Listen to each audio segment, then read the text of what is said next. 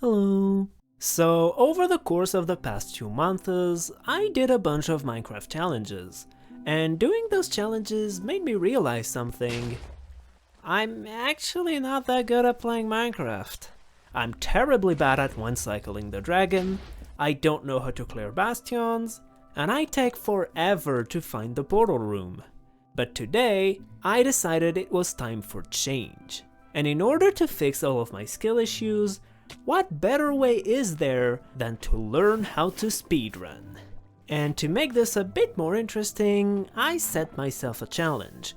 We will try to get a sub 30 in just 1 week.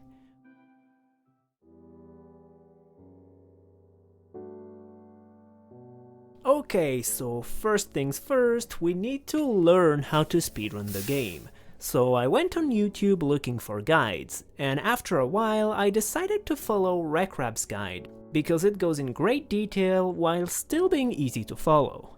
But just a few minutes into the video, I thought it would be a good idea to try to attempt a speedrun with my current knowledge of the game. So I paused the video, and after setting up all the tools with the timer and stuff, let's try to do a few runs. Well, there's a village just here. Let's check the forge real quick. Oh, that's not as interesting as I thought. I'm a little bit stupid. I'm a little bit stupid! Oh lord, that's a disaster. Alright. Only 3. Alright, let's make the pickaxe. We get the high bales. Let's get 3 emeralds. Fisherman? Come on! Okay, good, we have the water bucket. So now I need to find a lava lake. Oh, what is this over there? Oh, there's a rune portal. We could get a flint and steel over there. Let's hope we get it. There is no flint and steel. Alright, I know what we can do.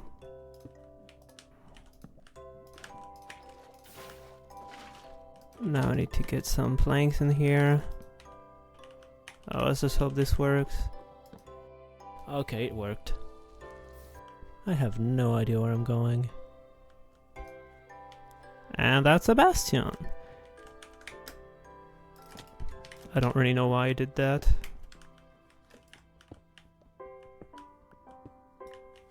I absolutely don't know where the gold blocks are. Oh.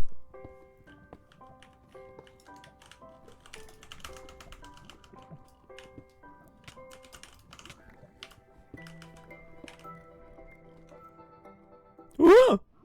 Bro, they gave me so many pearls, what the hell?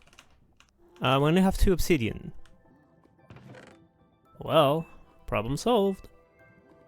And let's just leave. Okay, it's over there. I'm not confident in my ability to use a pearl.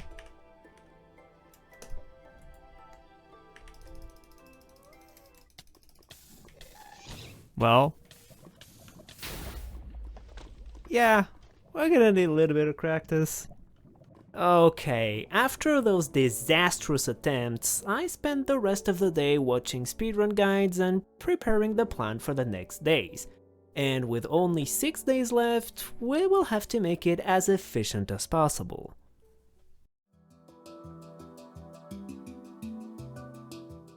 Day 2 started by resuming the Rekrab guide we posted yesterday, and after practicing portals a bit more, damn it, it was time to tackle the first big obstacle, bastions. And bastions are kinda fancy. There's 4 different variants of them, they are full of angry pigs waiting to give you a hug, the gold blocks are well hidden, well, most of the time, and they can even generate in questionable ways. But before dealing with the bastion, we have to find the bastion. And this is actually pretty easy. We just have to lower the FOV to the minimum, move the camera around, and if this little number spikes up, It probably means there's a bastion over there. Alright, now that we found the bastion, it's time for the hard part. How do we clear it? We could try to just jump in without any plan, but we would run into two issues. Firstly, a lot of the gold blocks are hidden, making it very inefficient if you don't know where they are. And secondly, piglins are not very friendly. You peacefully dig some gold, and next thing you know, there's 34 barbarians knocking at your door with a golden axe. So there's no escaping it. We will have to memorize the route for the 4 different bastion variants. So let's hop right into the practice map. And we will start with the easiest one, Bridge. There's no gold spots to memorize here, we just have to dig this big cube of gold at the top, jump to the other side, dig a little hole, chug all of the gold in there, and boom! Every piglin runs at you and jumps straight into the pit, and then we have all the time in the world to safely loot the chests and come back to grab the loot. The next one is Treasure, and this one has quite a lot more things to memorize. You have to break this block to get in safely, quickly uncraft the gold blocks to chug the gold before the piglins get dangerous, and there's this scary staircase when you need to chug gold every time you see piglins, break a bunch of specific blocks for pathfinding, and after getting to safety at the very top, you have a bunch of precise gold spots you need to memorize, like on the top left of the left wall, above the left stair, and so on. And if you're not careful, things can quickly go wrong. But where did they go? And as if all of that was not enough, once you get all the gold and grabbed your trades, you still have to go all the way down and break this magma cube spawner. Which might seem like a very random thing to do, but I will explain why in just a bit. But first, since there was a lot of things to remember here, I practiced this variant for a little while before moving on to the third one, Housing. And housing is simultaneously pretty easy and terrifying. The route is simple. You break the chest to trigger the piglins, run into the chest room, dig to the other side, and after clearing the path, you run to this little spot, place a little block above your head, and now you're safe. You just have to make a little piglin hole, break the gold in front of you, and wait for the trays. Now that sounds simple enough, but there's 3 things that make it very scary. Firstly, you constantly have a swarm of piglins running at you and waiting for the slightest mistake. Secondly, there's 4 towers around you, and only one of them has the chest room, so it's easy to get lost. And lastly, it doesn't look like it on the practice map, but in real runs, the floor is made of lava. So yeah, the route is not that complicated, but it can easily go wrong. And finally, you have the last one, Stables. I have no idea what I'm doing in this one. The route was too complicated to learn in a single day, so I just run to the bottom, chug some gold, and hope I don't die. Well, that was all of the Bastion variants. But now that we're done with the Bastion, we still need to go to the fortress. And there's a little trick we can use to find it, the pie chart. This pie chart can tell us all of the block entities in the currently loaded chunks, and if there's a mob spawner here, that probably means there's a fortress somewhere. Then we just have to lower the render distance until we're 1 chunk away from loading the spawner, and run to the border of a new chunk to find the direction of the fortress. Now this works most of the time, but there's actually a little catch, which is that treasure bastions also have a spawner in them, which can lead to false positives. And this is why we have to break the magma cube spawner when we do a treasure bastion, since it would prevent this strategy from working. Then, once we find the fortress, it's just a matter of maneuvering around the structure to find the spawner, killing some blazes, and that's it for the nether. Well, that was a lot of things to remember, so I spent the rest of the day practicing the bastion routes, and we're ready for tomorrow.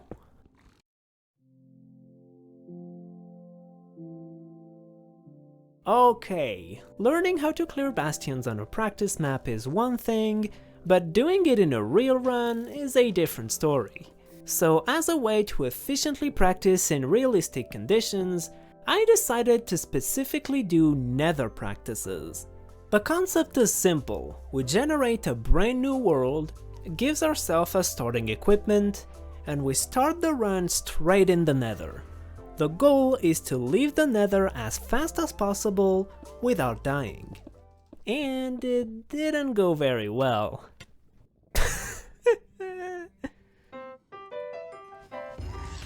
No! Oh. No, you're not gonna get me.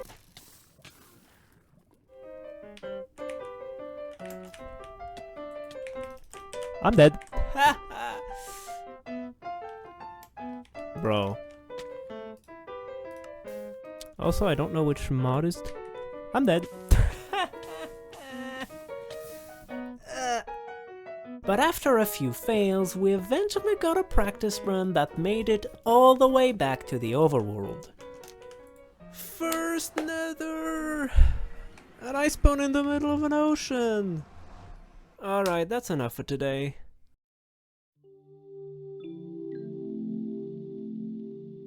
So we've practiced the nether, and now we're capable of getting a run all the way back to the overworld with enough pearls and blaze rods. So now, what do we do next? That's right, finding the stronghold. And that's where we can use a fancy tool. You see, normally to find the stronghold, you throw two eyes, look at the angle, and make a rough estimate of where the stronghold is. However, in theory, with precise measurements, you could do some fancy trigonometry calculations and find out the exact position of the stronghold. But in practice, no one wants to see a speedrun where the player pauses the game for 10 minutes to bring up a bunch of paper sheets and do some math. So for this reason, the official speedrun leaderboard allowed the usage of a tool that does all of the math stuff for you. You just throw your eyes, precisely position your cursor, and boom, the stronghold is there. Is it a bit questionable? Sure, but it's allowed. So I don't care. Anyway, now that we're in the stronghold, we need to find the portal room, and there's two little tricks we can use here. Firstly, we can use the pie chart again to get an idea of where the portal room is. It detects the silverfish spawner, and you get a little spike on the chart when you look at the right direction. However, it's pretty common for strongholds to spawn inside a mineshaft, which also has a bunch of spawners, so it's not a miracle solution. And in this case, we have to use the second trick, the tree. Strongholds are generated in a tree manner, and the root of the tree is the starting staircase. And there's basically only 3 rules we need to remember.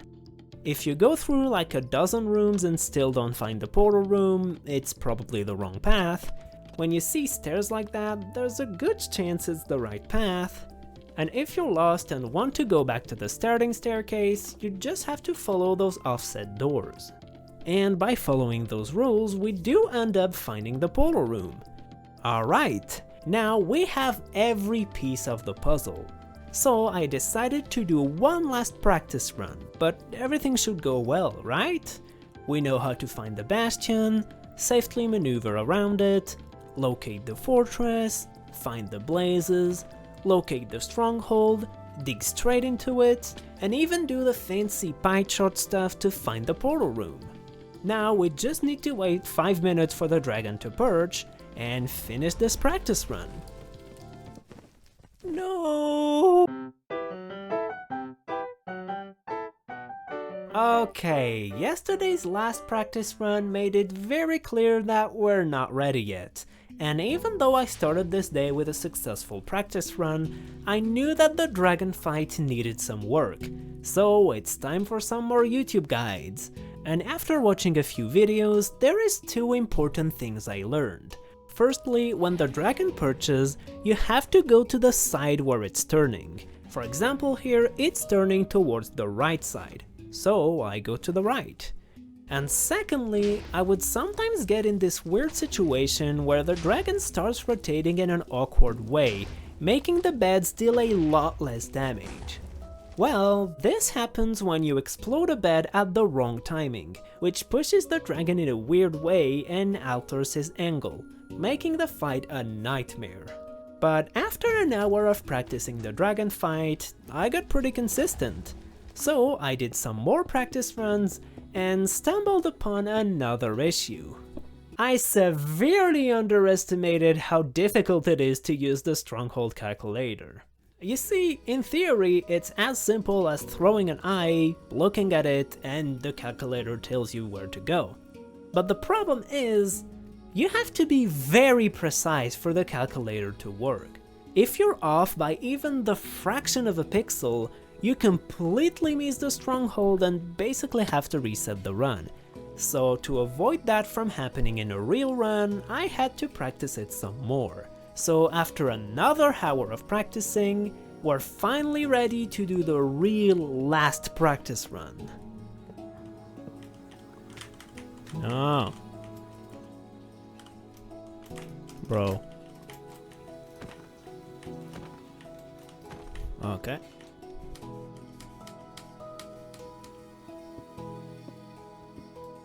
And boom. Oh.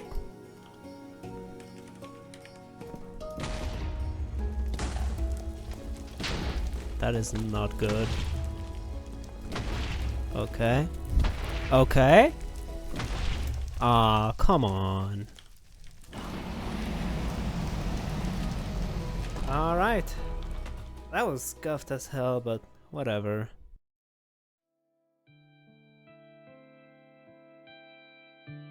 Alright, we only have 2 days left, so it's more than time to start doing some real runs. So we get our trusty pie chart ready, and let's get going. And after all the practice we did, everything should go smoothly. And that's a death. Yo! Oh, the shipwreck. Oh no. I'm drowning! Okay. Too bad. No bastions, man. Oh, maybe there is. Oh, what? I spawned in a fortress!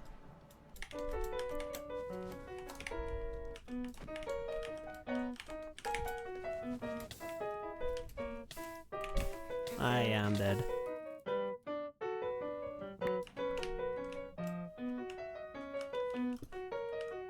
Where are they?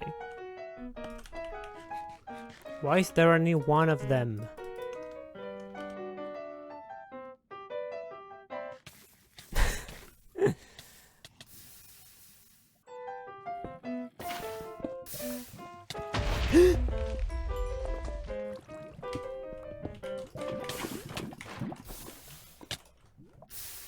I have no words for what happened.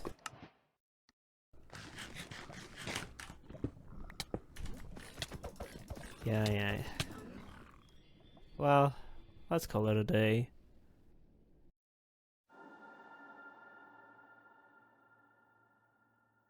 Okay, today is the final day.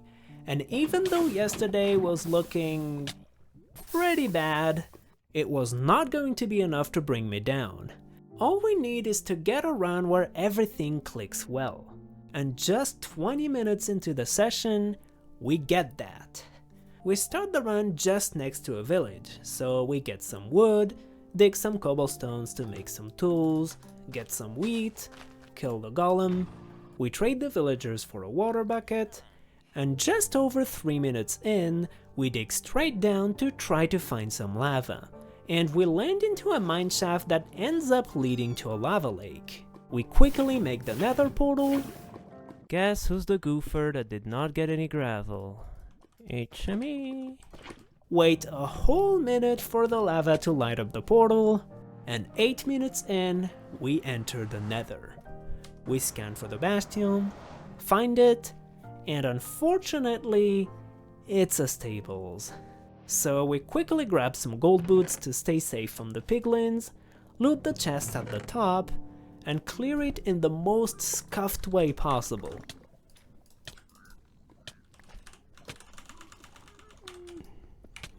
But after a bit of trading, we get enough pearls and leave the bastion at 13 minutes. We quickly scan for the fortress, run towards it, and a few minutes later, we reach it and find the blaze spawner. The piglins didn't loot any fire resistance potions, but we did get a crossbow from the chests, so killing the blazes was not too big of a deal, and after getting all of the blaze rods, we head back to the overworld in just under 20 minutes. We precisely locate the stronghold, and after 3 minutes of running, we dig straight into the starting staircase, do some quick scanning, and immediately find the portal room. We enter the end, set up the portal, craft our beds, and the dragon immediately perches. And now, we're just a few clicks away from victory. Everything we learned, all of the practice we did, it all leads to this moment.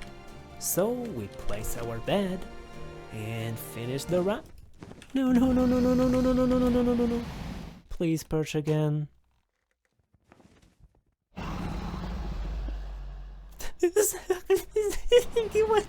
What did I do? And I failed. At the very last moment. The very last mouse clicks. It all fell apart. All of this time practicing bastion routes, one cycles, and so on, seemingly for nothing. But as depressing as it sounds, it actually gave me hope. Sure, it's a failed run, but we got so close to victory. If anything, it's proof that it's possible. So I kept going, over and over for hours.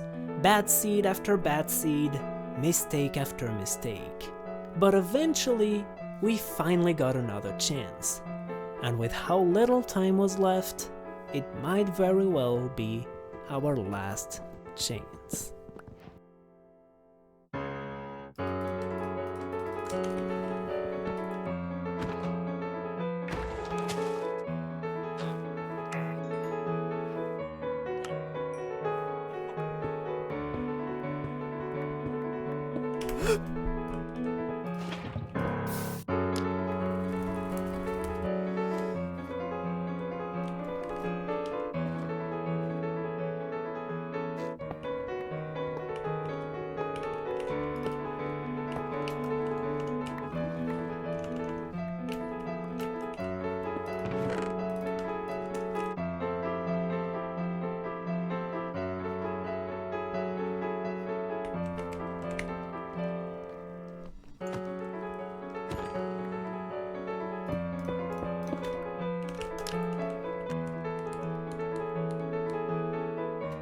It's far.